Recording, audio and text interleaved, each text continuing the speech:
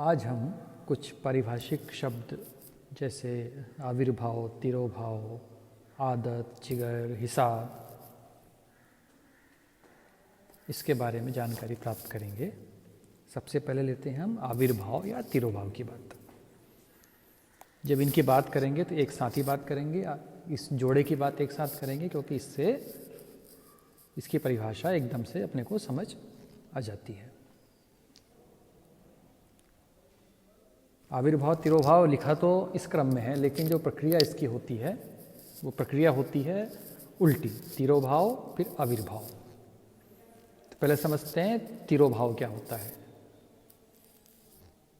जैसे किसी राग का हम विस्तार कर रहे हैं, कोई भी राग हम ले लें और उसके बीच में उस राग की अन्य समप्राकृतिक राग मतलब उस राग से मिलती जुलती राग, उस राग के छोटे छोटे टुकड़े दिखाकर थोड़ी देर के लिए जो मुख्य राग हम गा रहे हैं उसको छिपाने का जो कार्यवाही या जो उपक्रम जब हम करते हैं तो हम उसे कहते हैं तिरोभाव, अर्थात उसको छुप जाना। तिरोभाव मतलब छुपने का भाव। और फिर उसके बाद जब हम मुख्य रागों के स्वरों को कुशलतापूर्वक पुनः दिखाकर राग का स्वरूप स्पष्ट करते हैं तो बोलते हैं उस राग का आविर्भाव हो गया, और राग फिर से उत्पन्न हुई, आविर्भाव हुआ। उस प्रक्रिया को हम कहें आविर्भाव। इसे एक उदाहरण से हम समझ सकते हैं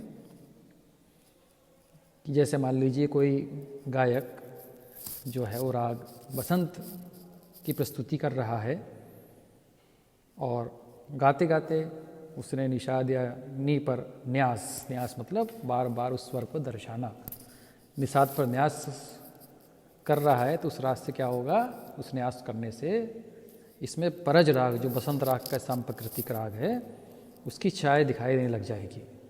तो इस प्रक्रिया को हम क्या कहेंगे, तिरोभाव। कि गायक ने राग बसंत में परज दिखा दिया तो बसंत का उसने तिरोभाव कर दिया, छुपा दिया बसंत को। और उसके बाद फिर राग बसंत के जो स्वरों की मुख्य पकड़ लगाकर जो उसके मुख्य स्वर समुदाय हैं बसंत के, उसको फिर से स्पष्ट कर दिया बसंत को। तब ये कहेंगे कि राग बसंत का पुनः आविर्भाव हो गया, तो ये भाव कहला गया आविर्भाव। ये जो भाव होते हैं कौन से, आविर्भाव तिरोभाव, ये अत्यंत मनोरंजक होते हैं और जिसे राग गायन के बीच में या गायन समाप्ति पर भी प्राय जो कुशल गायक होते हैं वो इसको अवश्य दिखाते हैं।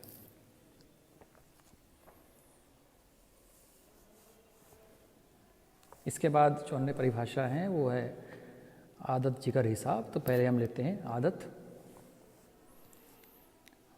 उत्तम रियाज या अभ्यास, इसके द्वारा जो भली प्रकार तान लेने की सामर्थ्य प्राप्त करने की क्षमता रखना वो आदत कहलाता है। जो संगीत प्रेमी नियमित रूप से नित्य प्रतिदिन अभ्यास करते हैं या रियाज करते हैं उनके उच्चारण में गंभीरता और स्वर माधुर्य पैदा हो जाता है। उसके गाने की आदत जब तक कायम रहेगी तब तक उसे सफलता मिलती रहेगी। इसके विरुद्ध हम देखते हैं अगर कोई बड़े से बड़ा गायक भी जब अपना रियाज छोड़ देता है, या हम खुद स्वयं पे भी इस चीज़ को अनुभव करके देखें कि हमने मान लो एक दिन भी रियाज नहीं किया, 2 दिन रियाज नहीं किया। अभी तो खैर कई ऐसे भी होते हैं कि महीनों रियाज नहीं करते हैं, लेकिन जो पुराने समय के लोग थे वो तो एक दिन भी बिना रियाज के नहीं रहते थे और उससे उनको पता चल जाता था कि आज मेरे गायन में कुछ कमी रह गई।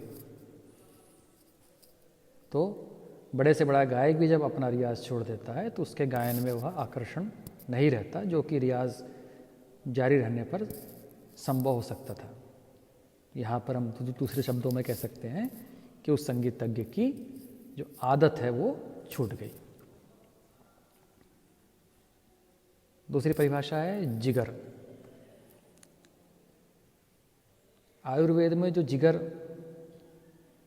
किसके लिए इस्तेमाल होता है, शरीर के उस भाग को कहा जाता है जिसके द्वारा रक्त बनता है। लेकिन संगीतज्ञों के कोश में या संगीतज्ञों की डिक्शनरी में इसका अर्थ क्या है? अंग स्वभाव अर्थात म्यूजिकल टेम्परामेंट। राग की बढ़त करते समय किस स्थान पर कौन सा स्वर समुदाय सुंदर और आकर्षक प्रतीत होगा? राग में कौन से स्वर लगाने पर राग का माधुर्य बढ़ेगा? इत्यादि बातों का ज्ञान रखना ही अंग स्वभाव के अंतर्गत आता है और इसे संगीतज्ञों की भाषा में जिगर कहते हैं। दूसरी भाषा क्या बात है? अंग स्वभाव या म्यूजिकल टेम्परामेंट, इसी को बोलते हैं जिगर। अब बात करते हैं हिसाब की। राग व ताल के शास्त्रीय नियमों की जानकारी रखना ही हिसाब के अंतर्गत आता है। बहुत से अशिक्षित गायक या तबला वादक मात्राओं के हिसाब किताब को ना जानते हुए भी यद्यपि काम कर जाते हैं मतलब प्रस्तुति कर जाते हैं, किंतु गुणी लोगों के साथ बैठकर बातचीत करते समय जब मात्राओं या शास्त्रीय नियमों का मसला पेश होता है तब वे बगले झाँकने लगते हैं।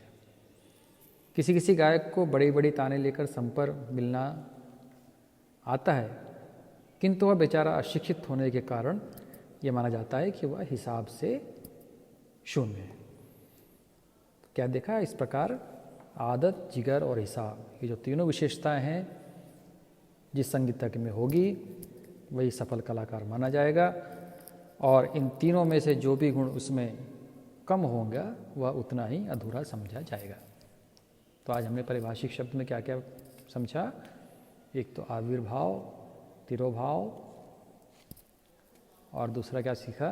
आदत, जिगर और हिसाब के बारे में हमने जानकारी प्राप्त की।